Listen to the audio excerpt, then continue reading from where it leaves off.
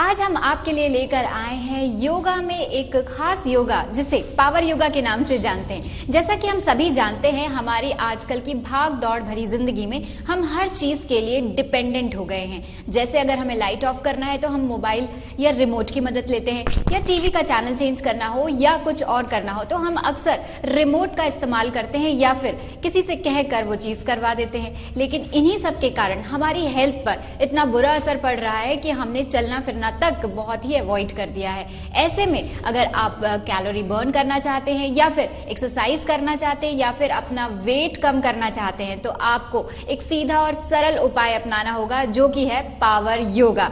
आइए पावर योगा क्या है इसके बारे में जानकारी लेते हैं शोभित से। हेलो शोभित। पावर योगा के बारे में बताना चाहूंगा। पावर योगा सूर्य नमस्कार का एक फॉर्म है। सूर्य नमस्कार के 12 स्टेप्स को मिलाकर के बनाया गया है एक मॉडर्न फॉर्म योगा का, which is called power yoga. Power yoga में साथ ही हम कुछ आसन और भी यूज करते हैं जो योगा और पावर योगा को मिलके एक अच्छी तरीके से पावरफुल सेशन बनाता है। ये स्पेशली हम बताना चाहेंगे कि जिनको आर्थराइटिस की प्रॉब्लम है, शुगर की प्रॉब्लम है या फिर बैक की प्रॉब्लम है ना, ये इन सब के लिए बहुत ही बेनिफिशियल है। इसके अलावा मैं बताना चाहूँगा जैसे कि आज की लाइफ में हम देखेंगे कि हर लोग जो भी हैं वो रिमोट से ज़्यादा काम करते हैं। जैसे आप बता रहे थे कि हाँ, आजकल हम सभी चीज़ के लिए रिमोट यूज़ करते हैं। फैन ऑन करना है, लाइट ऑन करना है तो हम रिमोट का यूज़ करते हैं। तो फिजिकल एक्टिविटी बहुत कम हो गई है ना। तो हम अगर चाहते हैं कि हाँ, हमारी एक्टिविटी को हम बराबर बना के रखें, फिजिकल एक्टिविटी अच्छे से बनी रहे, हम लोगों का जो है हेल्थ अच्छी सी बने रहे, तो हमें पावर योगा करना चाहिए। ये तो आपने बताया कि पावर योगा क्या है। शोभित, अब हमारे दर्शकों को आप बताइए कि ये नॉर्मल योगा से कितना डिफरेंट है। तो बताना चाहूँगा, जैसे मैंने आपको स्टार्टिंग में बताया था, योगा और पावर योगा। पावर योगा एक मॉडर्न टेक्निक है जिसमें सूर्य नमस्कार को और योगा के कुछ आसनों को मिला के बनाया गया है। योगा में डिफरेंस ये है कि योगा जो है एक फ्लो में चलने वाला वर्कआउट है। वो पावर योगा में जहाँ है हमें बैलेंसिंग मूवमेंट ज़्यादा लेना होता है, तो उसमें क्या होता है कि हमें स्ट्रेंथ की रिक्वायरमेंट ज़्यादा होती है। उसमें स्ट्रेंथ लगती है, एंड्योरेंस पावर लगता है, कोर मसल्स में वर्कआउट ज़्यादा होता है। योगा आप करते हैं तो एक फ्लो वर्कआउट है, योगा आप फ्लो में आराम से करते हैं उसको, बट पावर योगा में आपको बैलेंसिंग की नीड ज़्यादा होती है। शोभित, पावर योगा को करने के लिए क्या सूटेबल एज होगी? मैं बताना चाहूँगा, अगर पावर योगा स्टार्ट करना चाहते हैं तो किड्स भी कर सकते हैं, टीन्स भी कर सकते हैं। Oh really? किड्स के लिए थोड़ा सा जो है सेगमेंट चेंज हो जाता है। वो डिपेंड करता है कि उनकी बेसिक नीड्स क्या हैं, क्योंकि हम अगर देखें तो हमारा मेन सुपरविजन ये होता है पावर योगा के साथ कि अगर हम बच्चों को लेकर भी चल रहे हैं तो बच्चों की एक्टिविटी बराबर बनी रहे, उनका बैलेंसिंग, उनका माइंड अवेयरनेस, उनका माइंड का जो है बेसिकली जो उनका कंसंट्रेशन पावर है उसके लिए, ताकि वो लोग भी जो है अपनी स्टडी में अच्छे से फोकस कर पाए। तो हम लोग किड्स से लेकर टीन्स, एडल्ट, सीनियर सिटीजन, हम सभी को उसमें ले सकते हैं।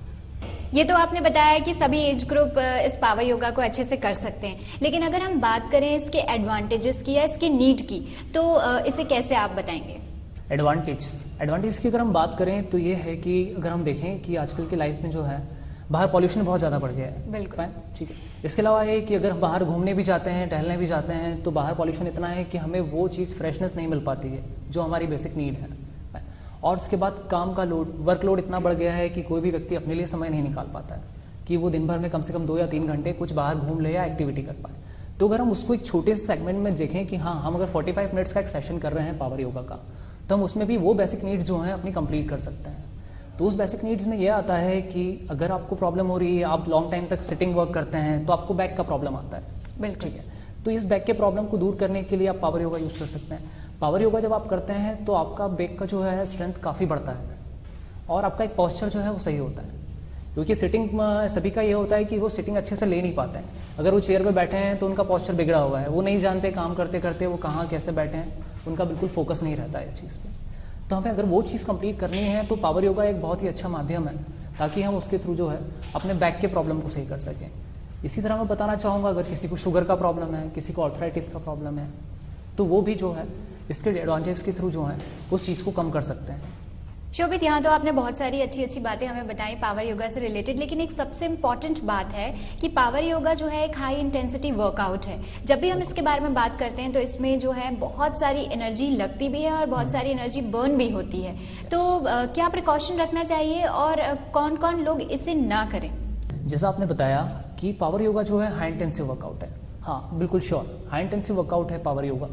हमें इसमें ध्यान ये रखना होता है कि अगर हम कोई भी हाई इंटेंसिव वर्कआउट कर रहे हैं, पावर योगा या फिर इसके अलावा कोई भी वर्कआउट, तो फर्स्ट नीड हमारी ये होती है कि हम अच्छे से वार्म अप कर लें। वार्म अप करने से क्या होता है कि हमारा बॉडी उसके लिए प्रिपेयर हो जाता है कि हम जो करने वाले हैं हम उसको अच्छी तरीके से एग्जीक्यूट कर पाएँ। तो पावर योगा जब भी हम कर रहे हैं तो एक हाई इंटेंसिव वर्कआउट है जिस तरह से बताया गया। तो इस हाई इंटेंसिव वर्कआउट के लिए आप वार्म अप करेंगे अच्छे से, तो क्या होगा कि आप प्रिकॉशंस जो हैं पहले से ही लेके चलेंगे, ताकि आपकी बॉडी उस चीज़ के लिए प्रिपेयर है कि आप जो भी आसन करने वाले हैं आपका वार्म अप भी उसी के रिगार्डिंग होता है। ओके, ठीक है। इसके अलावा ये है कि उसमें आसन अलग अलग होते हैं, है ना।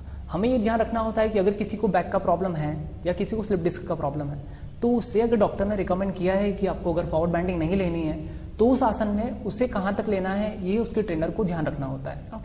कि अगर हमें झुकना है नीचे तक, अगर फॉर एग्जाम्पल हमें टो टच करना है, तो हमें टो टच करने के लिए अगर डॉक्टर ने उसे मना किया है कि नहीं आपको जो है स्लिप डिस्क का प्रॉब्लम है, या रिकमेंड किया है कि आपको फॉरवर्ड बैंड नहीं करना है, तो उसके रिगार्डिंग आपका ट्रेनर जो है सुपरवाइज आपको रखता है, सुपरविजन में रहोगे आप कि आपको कहाँ तक जाना है और कहाँ तक नहीं जाना है।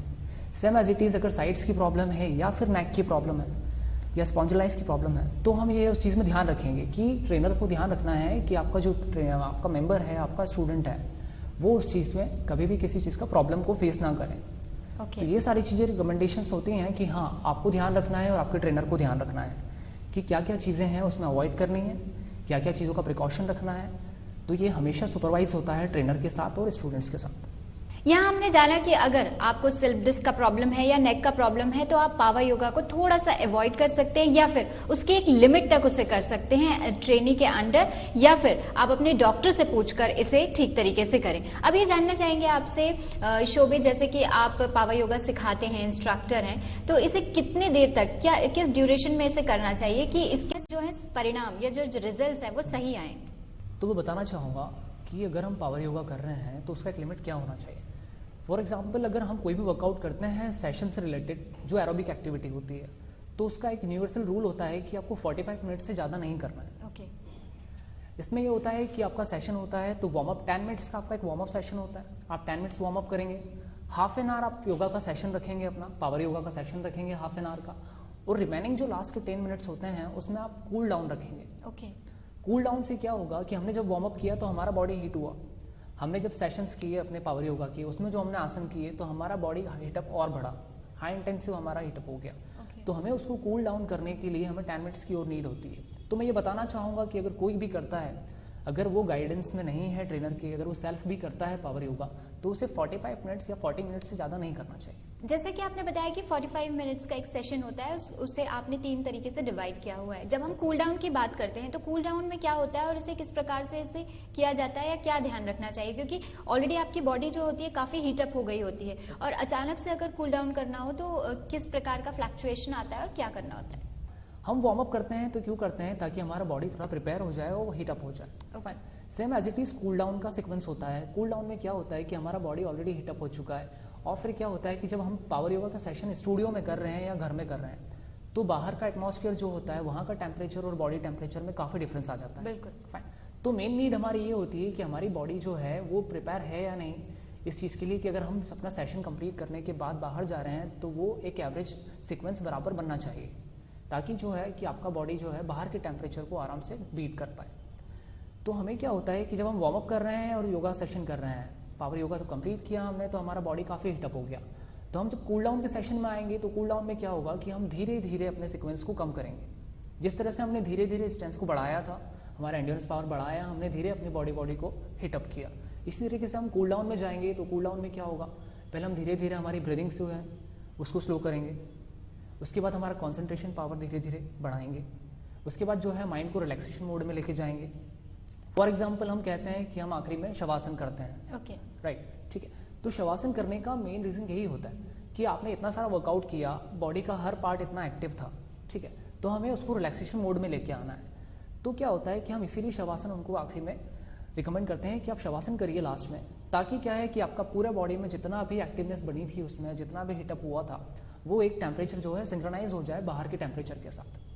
शोभित, जैसे कि हम लगातार बात कर रहे हैं पावर योगा की, और ये योगा के बिल्कुल सिमिलर है, तो सबसे पहले जब भी हम योगा की बात करते हैं तो हमारे माइंड में सूर्य नमस्कार की बात आती है। तो मैं आपसे पूछना चाहूंगी, हमारे दर्शक भी इस बात को जानना चाहेंगे कि जब हम योगा में सूर्य नमस्कार करते हैं और जब हम पावर योगा में सूर्य नमस्कार करते हैं, तो दोनों में क्या डिफरेंस होता है?